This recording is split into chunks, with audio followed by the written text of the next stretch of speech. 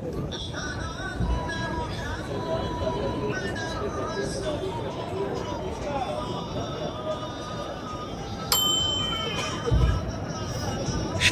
ফজর নামাজের সময় অসাধারণ এক মুহূর্তের সাক্ষী হতে পেরে মহান রাব্বুল আলামিনের দরবারে জানাই লাখো কোটি শুকরিয়া।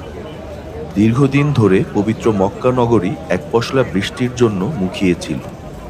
অবশেষে রাষ্ট্রীয়ভাবে সালাতুল ইস্তিসকা অর্থাৎ বৃষ্টির জন্য প্রার্থনা এই নামাজ পড়ার ঘোষণা করা হলে বিগত ১৩ নভেম্বর ২০২৫ তারিখে পবিত্র বাইতুল হারাম শরীফে এক বিশাল জনস্রোতের উপস্থিতিতে এবং শায়েখ ইয়াসির আদ-দাওসারির ইমামতিতে এ নামাজ অনুষ্ঠিত হয় এবং একই সাথে তার নেতৃত্বে উপস্থিত সমগ্র মুসলিম উম্মাহ মহান রাব্বুল আলামিনের দরবারে দোয়া ও ইস্তিগফার পাঠ করেন।